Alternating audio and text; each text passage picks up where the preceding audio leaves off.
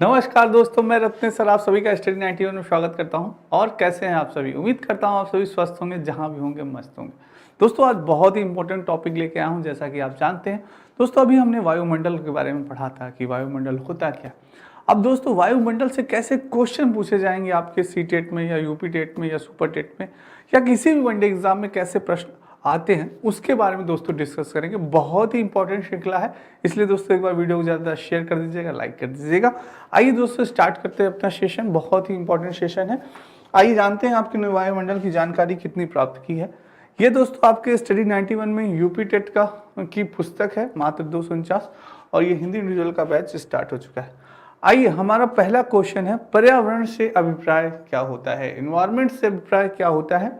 भूमि, जल, वायु, पौधे एवं पशुओं की प्राकृतिक दुनिया जो इनके चारों ओर अस्तित्व में है, उन संपूर्ण दशाओं का योग जो जीव को एक समय बिंदु पर घेरे हुए होती हैं, या भौतिक, जैविक एवं सांस्कृतिक तत्वों की अंतःक्रियात्मक व्यवस्था जो परस्पर अंतर संबंधित होती हैं, या उपयुक्त सभी। दोस्तों क्या होगा?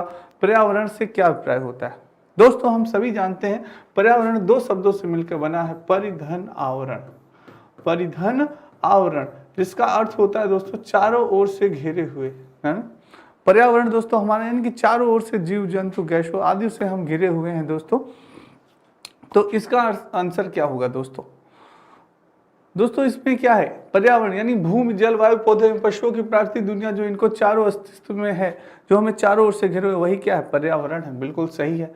उन संपूर्ण दशाओं का योग जो जीव को एक समय बिंदु पर घेरे हुए होती है, वही क्या कहलाती है? पर्यावरण कहलाती है। ये भी बात सही है दोस्तों। भौतिक, जैविक एवं सांस्कृतिक तत्वों की अंतःक्रियात्मक व्यवस्था जो कि परस्पर अंतर संबंधित होती है, वही क्या कहलाती है? वही पर्यावरण कहलाती है। ये भी बात बिल्कुल सही है दोस्तों। इसलिए इसका ऑप्शन होगा D is the right answer. D होगा, सभी होगा दोस्तों। ठीक है, नेक्स्ट चलते हैं। ओजोन परत निम्नलिखित में से किस मंडल में पाई जाती है? बात हो रही है किसकी? ओजोन परत की। दोस्तों वेरी इंपॉर्टेंट क्वेश्चन है, ऐसे ही आपसे क्वेश्चन पूछा जाएगा कि ओजोन परत निम्नलिखित में से किस मंडल में पाई जाती है? क्षोभ मंडल में, मध्य मंडल में, समताप मंडल में, या आयन मंडल में? जल्दी से सभी बच्चे देने का आंसर देने का प्रयास करें। बहुत अच्छा आंसर दे रहे हैं सारे बच्चे। दोस्तों बात हो रही किसकी? ओजोन परत की। आप सभी जानते हैं दोस्तों, जो हमारी ओजोन परत होती है, जो हमारी ओजोन परत होती है दोस्तों, ये ओजोन लेयर्स जो हमारी होती है, ओजोन परत जो होती है, ये सूर्य से आने वाली, जो सूर्य से आने वाली दोस्तों पैराविग्निक किरणें होती हैं। जो पैराविग्निक किरणें होती हैं दोस्तों, उनसे हमारी पृथ्वी की, ये हमारी अर्थ है, ये हमारी पृथ्वी है दोस्तों, इस पृथ्वी की क्या करती है? रक्षा करती है।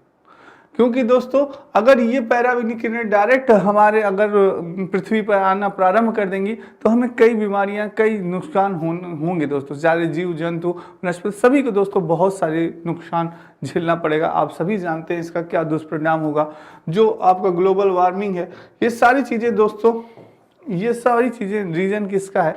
आपके इसी पैरावैग्निक किरणों का है, जो कि बचाता है हमारा ओजोन परत। तो ओजोन परत किस मंडल में पाया जाता है? दोस्तों ओजोन परत हम सभी जानते हैं यह समताप मंडल में पाया जाता है। किस मंडल में पाया जाता है?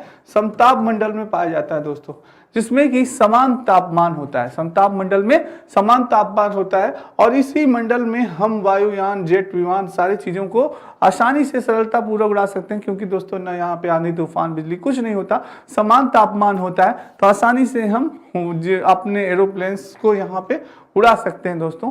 तो ये चीज है। तो समताप मंडल is the right answer, C is the right answer. चलिए नेक्स्ट है दोस्तों, वायुमंडल में कार्बन डाइऑक्साइड की प्रतिशतता कितनी है? वायुमंडल में कार्बन डाइऑक्साइड की इसमें प्रतिशतता पूछ रही है दोस्तों। हम सभी जानते हैं दोस्तों, जल्दी से आंसर बताइए। वेरी इंपॉर्टेंट क्वेश्चन है दोस्तों। 0.3%, 0.03%, 0.9% या 0.33%। बहुत अच्छा क्वेश्चन है दोस्तों। सारे बच्चे जल्दी से आंसर दें, क्या होगा इसका? जल्दी से आंसर दें दोस्तों, क्या होगा? बहुत बढ़िया। वायुमंडल में दोस्तों पूछ रहा है कार्बन डाइऑक्साइड, CO2, यानी कि CO2 की कितनी मात्रा होती है, कार्बन डाइऑक्साइड की मात्रा वायुमंडल में कितनी होती है? हम सभी जानते हैं दोस्तों, जो हमारा वायुमंडल है, जो हमारा वायुमंडल होता है दोस्तों, वायुमंडल में गैसों का मिश्रण होता है। मैंने बताया ना, वायुमंडल क्या है? बहुत सारी गैसों का मिश्रण है।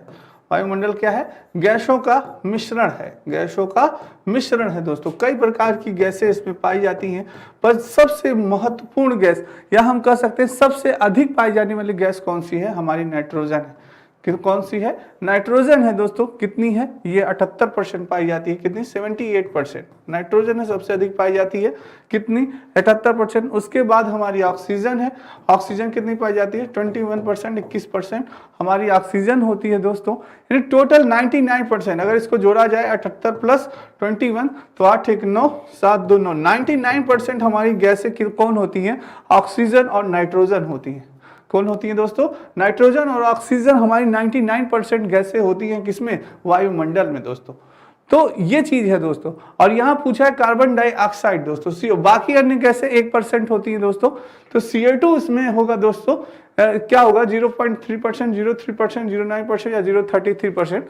कई बच्चे आंसर देना प्रारंभ कर चुके हैं, बहुत अच्छे बढ़िया आंसर आ रहा है। तो दोस्तों 0.03%, कितना? 0.03% होती है जो हमारे कार्बन डाइऑक्साइड की मात्रा होती है, वह 0.03% होती है। B is the right answer. बहुत बढ़िया आंसर आया। नेक्स्ट है दोस्तों, पारिस्थितिकी तंत्र के लिए वायुमंडल की कौन सी परत सर्वाधिक महत्वपूर्ण होती है? किसकी बात कर रहे हैं? पारिस्थितिकी तंत्र की बात हो रही है दोस्तों। किसकी बात हो रही है? पारिस्थितिकी तंत्र की बात हो रही है के लिए वायुमंडल की कौन सी परत सर्वाधिक महत्वपूर्ण होती है? बहुत अच्छा क्वेश्चन है, वेरी इंपॉर्टेंट क्वेश्चन दोस्तों। आ सकता है आपके एग्जाम में ये क्वेश्चन। क्षोभ मंडल होगा, समताप मंडल होगा, ताप मंडल या आयुमंडल दोस्तों। क्या होगा? पारिस्थितिकी तंत्र की बात हो रही दोस्तों, क्या होगा दोस्तों? पारिस्थितिकी तंत्र यानी कि आपको थोड़ा सा यहाँ प्रेजेंट ऑफ माइंड लगाना है, थोड़ा सा आपका दिमाग लगाना है कि पारिस्थितिक तंत्र आखिर कैसे हमारा होगा। पारिस्थितिक तंत्र वहां होगा, उस परत में होगा जहां पे वर्षा हो, जहां पे दोस्तों बिजली हो, जहां पे दोस्तों वाष्पीकरण हो, जहां पे क्या हो? वाष्पीकरण हो। तो आपको ये चीजें पता होनी चाहिए कि किस परत में, किस लेयर्स में ये आपका वर्षा होती है, बिजली, वाष्पीकरण, ये सारी चीजें कहाँ होती हैं, किस मंडल में होती है। ये चीजें अगर आपको क्लियर है तब आप बता पाएंगे कि पारिस्थितिक तंत्र के लिए वायुमंडल की कौन सी परत सर्वाधिक महत्वपूर्ण है। तो जो बच्चे समझ गए होंगे वो तुरंत आंसर पकड़ गए होंगे कि जो हमारी पृथ्वी से क्षोभ मंडल जो होगा दोस्तों, क्या होता है? क्षोभ मंडल में हमारी सारी चीजें होती हैं, वर्षा होती है, बिजली होती है, वाष्पीकरण होता है, सारी चीजें हमारी जो घटित होती हैं ये किस में होता है? हमारे क्षोभ मंडल में होता है। किस में होता है दोस्तों? हमारे क्षोभ मंडल में होता है, जो कि हमारी पृथ्वी से सबसे नजदीक परत होती है हमारे पृथ्वी से क्षोभ मंडल की दोस्तों। क्षोभ मंडल में सारी चीजें, वर्षा, ये सारी चीजें होती हैं, जिस कारण से यहाँ का तापमान दोस्तों क्या होता है? नॉर्मल नहीं होता, जिस कारण से यहाँ पे हम यानी कि वायुयान उड़ा नहीं सकते। ठीक है दोस्तों। तो पारिस्थितिकी तंत्र के लिए वायुमंडल की यह परत सर्वाधिक क्या होती है? महत्वपूर्ण होती है, क्षोभ मंडल दोस्तों। तो ए इज द राइट आंसर। ठीक है। नेक्स्ट है दोस्तों, निम्नलिखित में कौन सी तत्व भूपट्टी अर्थ क्रस्ट में सर्वाधिक मात्रा में पाई जाती है? कौन सा तत्व भूपट्टी दोस्तों यानी अर्थ क्रस्ट में सर्वाधिक मात्रा में पाया जाता है? आपका बहुत अच्छा क्वेश्चन ये भी है दोस्तों। सिलिकॉन पाई जाती है, ऑक्सीजन पाया जाता है, कि एल्यूमिनियम पाया जाता है या लोहा पाया जाता है? निम्नलिखित में कौन सा तत्व अर्थ क्रस्ट में पाया जाता है दोस्तों? सर्वाधिक मात्रा में क्या पाया जाता है? जल्दी से आंसर दें सारे बच्चे। क्या होगा दोस्तों? बहुत बढ़िया, क्या बात, क्या बात दोस्तों। कौन सा तत्व भूपट्टी अर्थ क्रस्ट में सर्वाधिक मात्रा में पाया जाता है दोस्तों? हम सभी जानते हैं हमारे भूपट्टी में यानी भूमि में दोस्तों, यानी कि सबसे ज्यादा क्या मिलता है? ऑक्सीजन। क्या होता है? ऑक्सीजन मिलता है। तभी दोस्तों हमारा जीवन यहाँ पे संभव ऑक्सीजन से दोस्तों। यानी कि आप जानते हैं कि जो पेड़ पौधे होते हैं, जो दोस्तों क्या होते हैं, जो पेड़ पौधे होते हैं वो कार्बन डाइऑक्साइड लेते हैं, CO2 लेते हैं दोस्तों, CO2 लेते हैं और ऑक्सीजन छोड़ते हैं। क्या करते हैं? ऑक्सीजन छोड़ते हैं दोस्तों, जिसे कि हम ग्रहण करते हैं, और CO2 कार्बन डाइऑक्साइड छोड़ते हैं दोस्तों मनुष्य। ठीक है। तो ये चीजें होती है दोस्तों, इसलिए हमारे लिए हमारी पृथ्वी पर ऑक्सीजन का होना बहुत इंपॉर्टेंट है। इसलिए सर्वाधिक मात्रा में हमें क्या मिलता है? ऑक्सीजन मिलता है दोस्तों। B is the right answer. Next है, पर्यावरणीय नियतिवाद या निश्चयवाद के प्रतिपादक कौन थे? पर्यावरणीय नियतवाद या निश्चयवाद के प्रतिपादक कौन थे दोस्तों? नियतिवाद और निश्चयवाद के प्रतिपादक के बारे में पूछ रहा है आपसे कि डेविस थे, ग्रिफिथ टेलर थे, कॉल रिटर थे या विडॉल डी लवलाश थे दोस्तों? कौन थे आपके? बहुत अच्छा क्वेश्चन है, वेरी इंपॉर्टेंट क्वेश्चन कर सकते हैं दोस्तों। सी टेट, सुपर टेट और यूपी टेट में यह क्वेश्चन आ सकता है दोस्तों। जल्दी से आंसर दें, क्या होगा? कौन थे दोस्तों? बहुत बढ़िया, जल्दी से आंसर दें दोस्तों। निश्चयवाद के प्रतिपादक कौन थे दोस्तों? जल्दी से आंसर दें। डेविस नहीं होंगे दोस्तों, ग्रिफिथ टेलर नहीं होंगे। नियतिवाद और निश्चयवाद के प्रतिपादक पूछ रहा है दोस्तों। तो आपके कॉल रीटर दोस्तों, जो कॉल रीटर थे, यही दोस्तों आपके नियतिवाद या निश्चयवाद के प्रतिपादक माने जाते थे। ठीक है, तो सी इज द राइट आंसर दोस्तों। नेक्स्ट है, जलवायु तथा मौसम संबंधी घटनाएं वायुमंडल की किस परत में संबंधित है? जलवायु तथा मौसम संबंधी घटनाएं वायुमंडल की किस परत से संबंधित है? बहुत अच्छा क्वेश्चन है दोस्तों, और मुझे उम्मीद है कि आप सभी बच्चे बता पाएंगे। क्या मध्य मंडल में, समताप मंडल में, आयन मंडल में या क्षोभ मंडल में? जल्दी से आंसर दें दोस्तों। बहुत बढ़िया दोस्तों, आप सभी जानते हैं कि जलवायु तथा मौसम संबंधी घटनाएं वायुमंडल किस परत में? दोस्तों हम जानते हैं कि पृथ्वी के बाद, हमारी अर्थ के बाद एक परत है जिसमें कि हमारा क्या होता है, जिसमें सारी चीजें होती हैं। वर्षा होता है, वर्षा, तूफान, आंधी, सारी चीजें इसमें आती हैं दोस्तों। ये कौन सा मंडल होता है हमारा? ये मंडल होता है हमारा क्षोभ मंडल। कौन सा मंडल होता है? क्षोभ मंडल होता है। कौन सा? क्षोभ मंडल, जिसमें कि दोस्तों सारी चीजें होती है। जलवायु तथा मौसम संबंधित सारी चीजें जो होती है, वर्षा हो गया, तूफान हो गया, बिजली हो गया, सारी चीजें हमारी इसी क्षोभ मंडल में होती है दोस्तों। तो न मध्य मंडल होगा, समताप मंडल नहीं, आयन मंडल, क्षोभ मंडल। समताप मंडल में समान तापमान होता है। समताप मंडल में क्या होता है? समान तापमान होता है दोस्तों, जिस कारण से यानी कि हम वायुयान इसमें उड़ा सकते हैं। वायुयान सरलता से हम उड़ा सकते हैं दोस्तों, इसमें हम सारी चीजें हो सकती है। ठीक है, तो क्षोभ मंडल में मौसम संबंधी घटनाएं घटित होती हैं। D is the right answer. Next है दोस्तों, दृश्य प्रकाश के किस रंग में प्रकाश संश्लेषण क्रिया सर्वाधिक होती है? बहुत अच्छा क्वेश्चन है, कई बार ये क्वेश्चन पूछा गया है, हमेशा ये क्वेश्चन पूछा, पता नहीं एग्जामिनर को इस क्वेश्चन से क्या प्यार हो गया, क्योंकि ये क्वेश्चन बहुत बार पूछा गया है आपके यूपी टेट में, सी टेट में, सुपर टेट में, कि हरा होगा, बैगनी होगा, नीला होगा, लाल होगा। आपको याद भी हो गया होगा, ये क्वेश्चन कई बार आता है। तो मुझे लगता है मेरे सारे बच्चों को याद हो गया होगा, क्योंकि दृश्य प्रकाश के किस रंग में प्रकाश संश्लेषण की प्रक्रिया? दोस्तों प्रकाश संश्लेषण की प्रक्रिया सर्वाधिक होती है। आप जानते हैं हमारे प्रकाश संश्लेषण की क्रिया सर्वाधिक होती है, दृश्य प्रकाश किस रंग में सर्वाधिक होती है? जल्दी से बताएं। बहुत बढ़िया, सारे बच्चे जल्दी से जानते होंगे इसका आंसर, गलत नहीं होना चाहिए किसी बच्चे का। बहुत बढ़िया दोस्तों, क्या होगा? हम सभी जानते हैं दोस्तों, दृश्य प्रकाश के किस रंग में प्रकाश संश्लेषण की प्रक्रिया सर्वाधिक होती है? कुछ बच्चे हरे बता रहे हैं, हरा नहीं होगा दोस्तों, होता है लाल। क्या होता है? लाल। लाल रंग में हमारे प्रकाश संश्लेषण की प्रक्रिया क्या होती है? सर्वाधिक होती है, सबसे अधिक होती है दोस्तों। क्या होती है? अधिक होती है, याद रखिएगा, सर्वाधिक होती है। तो लाल is the right answer, D is the right answer. ठीक है, हरा नहीं होता दोस्तों, हरा नहीं होगा, डी होगा। ठीक है, चलिए नेक्स्ट चलते हैं। पर्यावरण एक अविभाज्य समिष्ट है। पर्यावरण क्या है? एक अविभाज्य समिष्ट है जिसकी रचना होती है। पर्यावरण एक अविभाज्य समिष्ट है जिसकी रचना होती है भौतिक तंत्र से, जैविक तंत्र से, भौतिक एवं जैविक तंत्रों से, भौतिक, जैविक एवं सांख्यिक तत्व वाले परस्पर क्रियाशील तंत्रों से। पर्यावरण एक अविभाज्य समिष्ट। बहुत अच्छा क्वेश्चन ये भी है, आ सकता है। जल्दी से सारे बच्चे इसका भी देने का प्रयास करें, इस आंसर का, क्वेश्चन का आंसर। बात हो रही है किसकी? पर्यावरण की। किसकी बात हो रही है? पर्यावरण, यानी इन्वायरमेंट की बात हो रही है। पर्यावरण एक अविभाज्य समिष्ट है जिसकी रचना होती है। कैसे पर्यावरण की रचना होती है? तो हम सभी जानते हैं पर्यावरण की जो रचना होती है वह भौतिक होती है, जैविक होती है एवं सांस्कृतिक तत्वों वाले पारस्परिक क्रियाशील तंत्रों से ही होती है। तो इसका D is the right answer दोस्तों। सारी चीजें होती हैं इसमें, यानी पर्यावरण भौतिक, जैविक, सांस्कृतिक सारे तत्वों से मिलकर बना हुआ है हमारा पर्यावरण। ठीक है दोस्तों, तो D is the right answer. Next है, बीजीय अंकुरण में किस रंग का प्रकाश सबसे अधिक प्रभावी होता है? हरा प्रकाश हो गया दोस्तों, लाल प्रकाश, नीला प्रकाश या सफेद प्रकाश। अंकुरण में किसकी बात हो रही है? बीजों के अंकुरण में। दोस्तों आपने देखा होगा कि चना उना आप भिगो देते हैं और चने होने जब सुबह आप देखते हैं तो उसमें अंकुरित आ जाता है, ऐसे अंकुरित यानी कि वो उगने लगते हैं, ऐसी प्रक्रिया होती है। कौन सा रंग सबसे अधिक प्रभावित होता है दोस्तों? जल्दी से आंसर देने का प्रयास करें। बीजों के अंकुरण में किस रंग का प्रकाश सबसे अधिक प्रभावी होता है? जल्दी से आंसर दें। तो दोस्तों इसमें आपका क्या होता है, इसमें भी अगर बात की जाए दोस्तों तो आपका कौन सा रंग होगा? जल्दी से बता दें। हरा रंग, तो कुछ लोग आंसर दे रहे हैं, हरा नहीं होगा दोस्तों, कुछ लोग नीला दे रहे हैं। देखते हैं किसका सही होता है। जल्दी से आंसर दें, क्या बात है, बहुत बढ़िया आ रहा है दोस्तों क्या बात है। दोस्तों मैंने अभी आपको बताया कि अभी आपने क्वेश्चन है प्रकाश संश्लेषण में सबसे सर्वाधिक रंग कौन सा उपयुक्त होता है, तो वो कौन सा रंग था, लाल रंग था। कौन सा था, लाल रंग था। तो इसी प्रकार से दोस्तों अंकुरित उसमें भी क्या है, लाल प्रकाश जो होता है वो ज्यादा उपयुक्त होता है। अंकुरण में लाल प्रकाश सबसे अधिक क्या होता है, सबसे अधिक प्रभावी माना जाता है दोस्तों। तो B is the right answer. ठीक है, नेक्स्ट चलते हैं दोस्तों। ये दोस्तों आपके स्टडी 91 में कुछ पुस्तकें हैं, हिंदी की है और सारी पुस्तकें हैं, आप देख सकते हैं।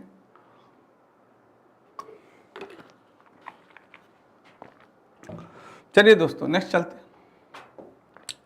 पृथ्वी के चारों ओर गैसों के समूह को क्या कहते हैं, क्या बात है, भूमंडल कहेंगे, स्थल मंडल, वायुमंडल या जलमंडल। यानी कि पृथ्वी के चारों ओर, ये हमारी पृथ्वी हो गई दोस्तों, और पृथ्वी के चारों ओर जो गैसों का समूह है, जो गैसों का मिश्रण है, वो क्या होता है। जैसे गैस हो गई दोस्तों, नाइट्रोजन हो गई, ऑक्सीजन हो गई, कार्बन डाइऑक्साइड हो गया, मीथेन हो गया, आर्गन हो गया, सारी दोस्तों होते हैं, कई सारी गैसों का मिश्रण होता है।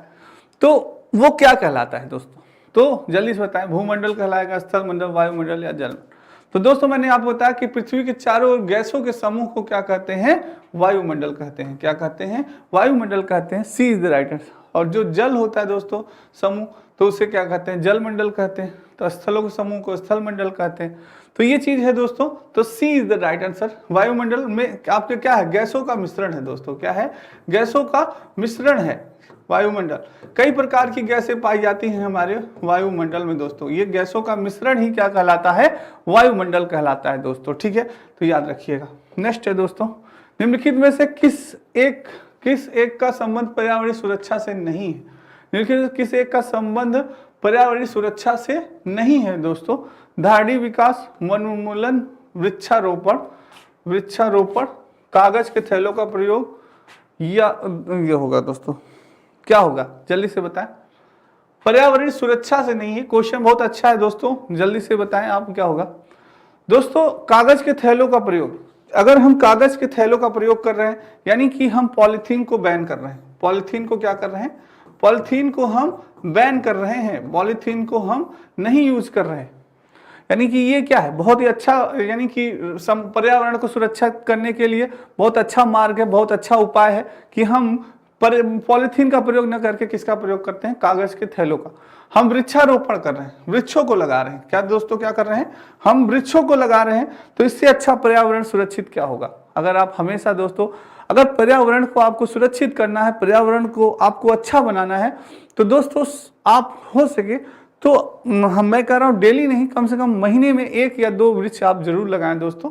देखिए आपके यहाँ के आसपास का एनवायरनमेंट बहुत ही अच्छा हो जाएगा। ठीक है, ये चीज है दोस्तों। नेक्स्ट है धारणी विकास। धारणी विकास होना चाहिए दोस्तों, धीरे धीरे धारणी विकास हो आपका।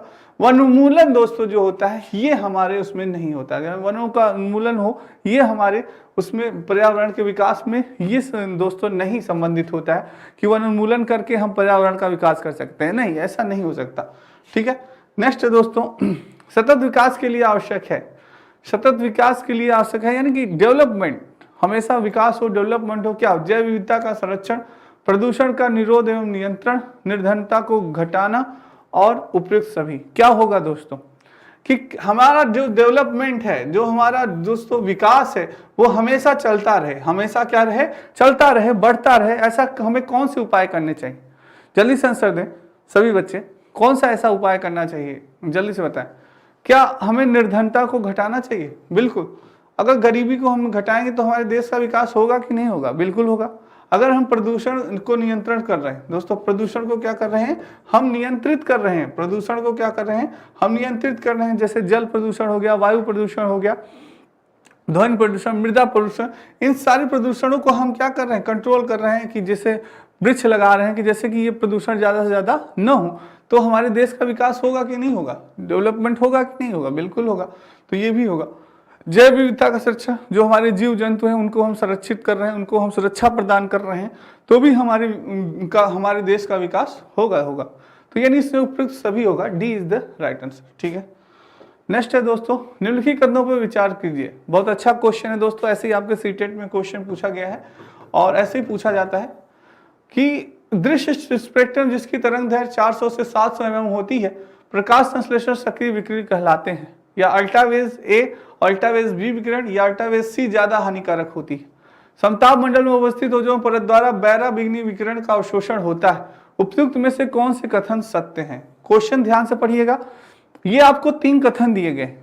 अब 3 कथनों में से 2 कथन सही है, क्योंकि इसमें देखिए दो कथन दे रहा है कि पहला और दूसरा सत्य है, दूसरा और तीसरा सत्य है, केवल पहला और तीसरा सत्य है या केवल दूसरा सत्य है।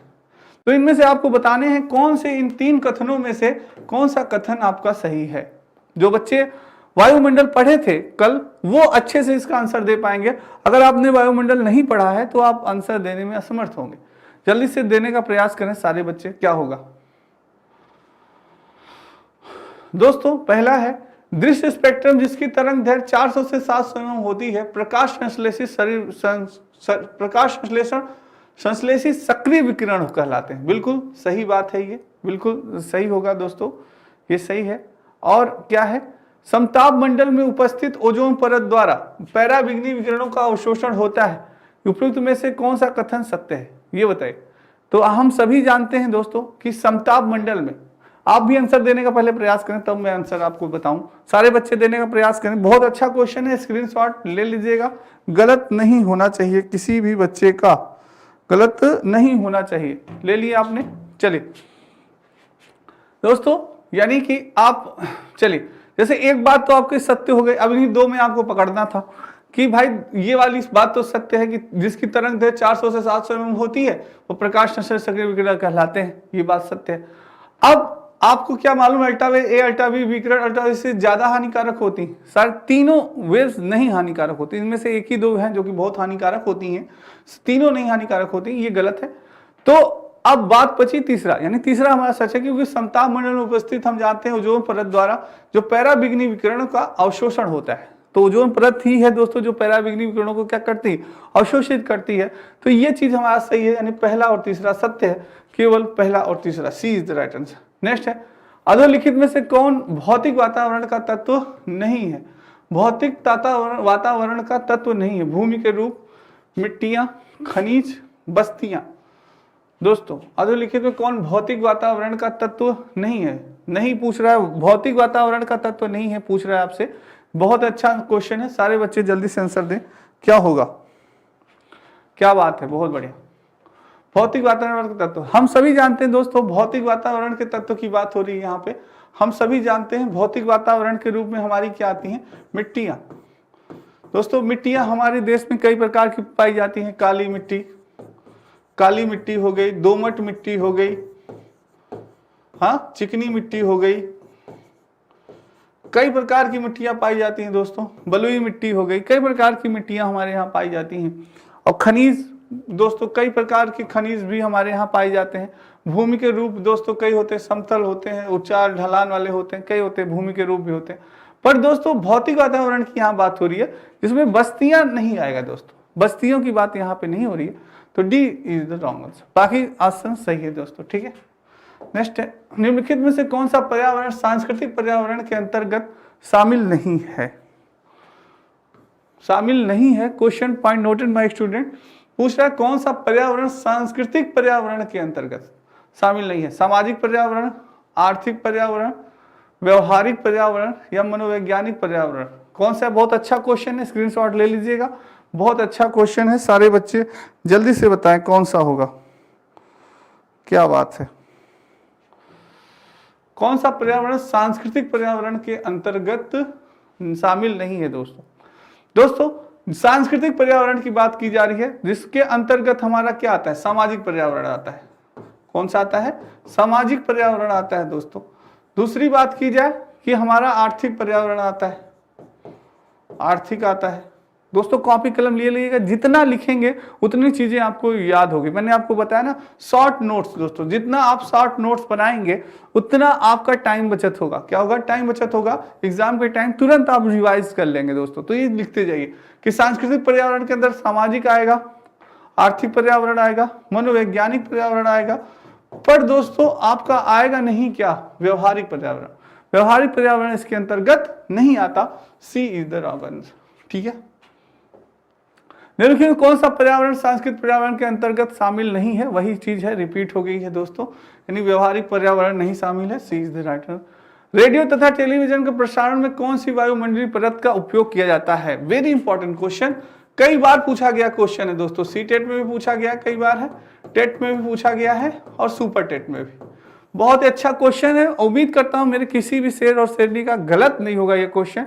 सारे बच्चे इसका आंसर दें जल्दी से, फटाक से। रेडियो तथा टेलीविजन प्रसारण में कौन से वायुमंडलीय परत का उपयोग किया जाता है? मध्य मंडल हो गया, आयन मंडल हो गया, बहिर्मंडल हो गया, क्षोभ मंडल। जल्दी से बताएं, बहुत ही अच्छा क्वेश्चन है, जल्दी से सारे बच्चे बताएं। गलत नहीं होना चाहिए दोस्तों, किसी भी बच्चे का गलत नहीं होना चाहिए। क्या बात, बहुत बढ़िया।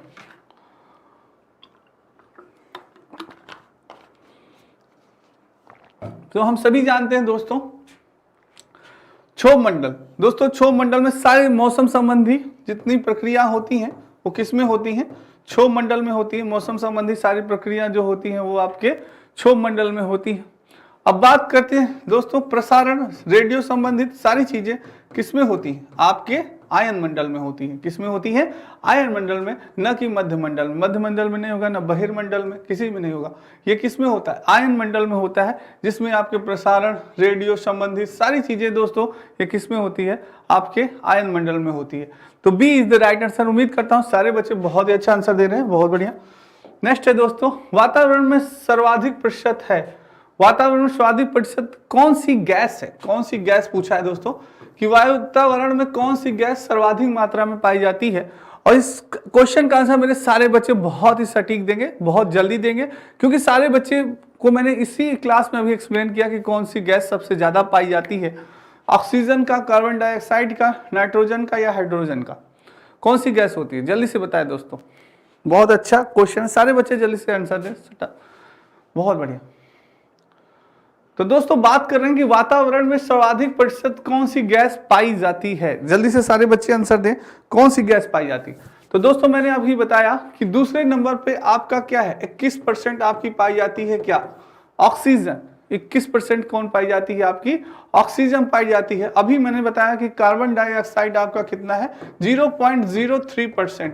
0.03% आपकी कौन सी गैस पाई जाती है? CO2, यानी कि कार्बन डाइऑक्साइड दोस्तों, ये ऑक्सीजन हो गया। और दोस्तों सबसे ज्यादा मात्रा अगर वायुमंडल में पाई जाती है तो हमारे किस गैस की होती है? वो होती है नाइट्रोजन की। नाइट्रोजन की कितनी? 78%। कितनी होती है नाइट्रोजन की दोस्तों? 78% होती है। मैंने आपसे एक क्वेश्चन पूछा था दोस्तों, अभी भी पूछता हूं, क्या बताइए, अगर वायुमंडल में सबसे ज्यादा ऑक्सीजन गैस की मात्रा हो जाए, जो कि दूसरे स्थान पे है कि ऑक्सीजन सबसे ज्यादा होता है, अगर बाय द वे सोचिए 78% ऑक्सीजन हो जाए तो बताइए क्या होगा? सारे बच्चे कमेंट करें क्या हो सकता है। तो दोस्तों आप सभी जानते हैं कि अगर ऑक्सीजन, जो ऑक्सीजन होती है वो हमें आग, दोस्तों आग लग जाएगी। क्या हो जाएगी? आग लगने की संभावना ज्यादा होगी दोस्तों। आग जलाने में उसमें हमारी मदद करती है क्या? ऑक्सीजन। और जो हमारी नाइट्रोजन होती है, यह दोस्तों क्या होती है? नाइट्रोजन हमारी होती है आग बुझाने में काम करती है। किसमें काम करती है? आग बुझाने में काम करती है दोस्तों, जो हमारी नाइट्रोजन होती है। और रंगमंच में दोस्तों और जो गैस का प्रयोग की जाते हैं रंगमंचों में, वो क्या होती है? वो भी नाइट्रोजन ही होती है। तो ठीक है, ये चीज जानिए दोस्तों। तो ये भी आपकी जानकारी के लिए जानना बहुत आवश्यक है। तो नाइट्रोजन दोस्तों हमारे लिए बहुत उपयोगी है। सबसे ज्यादा 78% नाइट्रोजन हमारे पर्यावरण, वातावरण या उसमें पाया जाता है, याद रखिएगा, ठीक है। नेक्स्ट है दोस्तों, यदि पृथ्वी पर पाई जाने वाली वनस्पतियां, पेड़ पौधे समाप्त हो जाए तो किस गैस की कमी होगी? किस गैस की कमी होगी? कार्बन डाइऑक्साइड, नाइट्रोजन, जलवाष्प या ऑक्सीजन? क्या रत्ने सर कैसा क्वेश्चन लाया, बहुत ही इजी क्वेश्चन है। मेरे सारे बच्चे तुरंत आंसर दे देंगे, थोड़ा सा प्रेजेंट आप माइंड लगाना है। यदि पृथ्वी पर पाई जाने वाली जो वनस्पतियां हैं, जो पेड़ पौधे अगर समाप्त हो जाएं तो किस गैस की कमी होती है? हम सभी जानते हैं कि हमें पौधों से क्या मिलता है, इन पौधों से हमें क्या प्राप्त होता है दोस्तों? हम सभी जानते हैं, सभी जानते हैं कि इन्हीं पौधों से हमें दोस्तों क्या होता है? ऑक्सीजन मिलता है। क्या मिलता है? ऑक्सीजन मिलता है दोस्तों। और जिससे कि हमारा ऑक्सीजन जो कि जीवनदायिनी गैस मानी जाती है, मनुष्य के लिए जीवनदायिनी गैस मानी जाती है आपकी ऑक्सीजन दोस्तों। तो अगर यही नहीं, पेड़ पौधे वनस्पतियां नहीं रहेंगे, न मनुष्य का अस्तित्व रहेगा, न ऑक्सीजन का अस्तित्व रहेगा, तो हम लोग का अस्तित्व क्या होगा? समाप्त हो जाएगा। तो D is the right answer, oxygen की कमी हो जाएगी दोस्तों, ठीक है। नेक्स्ट दोस्तों, ये आपके नितिन सर के द्वारा लिखी गई सारे ई बुक्स हैं जो कि अवेलेबल हैं। तो दोस्तों आज की क्लास आपको कैसी लगी कमेंट्स बॉक्स में कमेंट जरूर करिएगा, एक बार लाइक और शेयर जरूर करिएगा। कल फिर मिलेंगे बहुत ही इंपॉर्टेंट टॉपिक के साथ, तब तक राधे राधे, जय श्री कृष्ण दोस्तों। बहुत बहुत धन्यवाद दोस्तों, थैंक यू।